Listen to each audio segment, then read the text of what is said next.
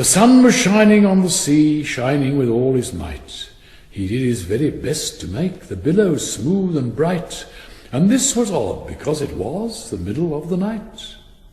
The moon was shining sulkily, because she thought the sun had got no business to be there after the day was done. It's very rude of him, she said, to come and spoil the fun. The sea was wet as wet could be, the sands were dry as dry. You could not see a cloud because no cloud was in the sky. No birds were flying overhead, there were no birds to fly. The Walrus and the Carpenter were walking close at hand. They wept like anything to see such quantities of sand.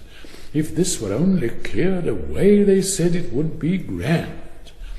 If 7 maids with 7 mops swept it for half a year, do you suppose, the Walrus said, that they could get it clear?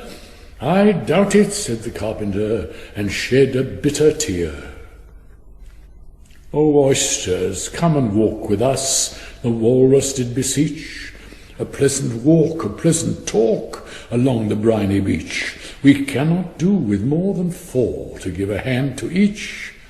The eldest oyster looked at him, and never a word he said. The eldest oyster winked his eye and shook his heavy head, meaning to say he did not choose to leave the oyster bed. But 4 young oysters hurried up, all eager for the treat. Their coats were brushed, their faces washed, their shoes were clean and neat. And this was odd, because, you know, they hadn't any feet. 4 other oysters followed them, and yet another 4, and thick and fast they came at last, and more and more and more, all hopping through the frothy waves and scrambling to the shore. The Walrus and the Carpenter walked on a mile or so, and then they rested on a rock conveniently low, and all the little oysters stood and waited in a row.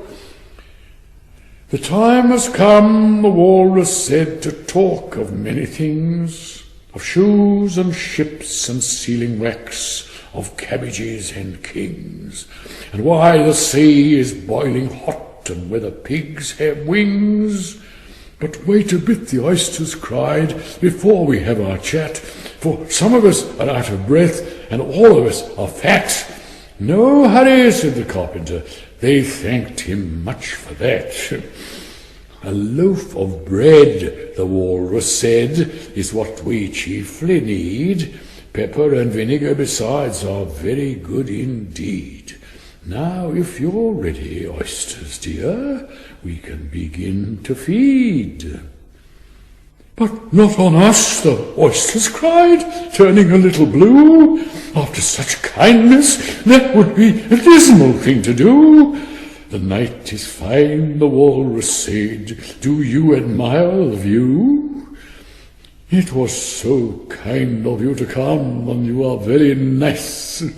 The Carpenter said nothing, but cut us another slice. I wish you were not quite so deaf. I've had to ask you twice.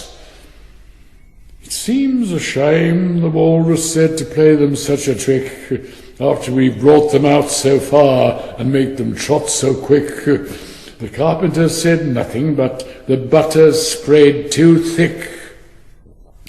I weep for you, the Walrus said. I deeply sympathize. With sobs and tears he sorted out those of the largest size, holding his pocket handkerchief before his streaming eyes. Oh, oysters, said the Carpenter, you had a pleasant run. Shall we be trotting home again? But answer came there none, and this was scarcely odd, because they'd eaten everyone.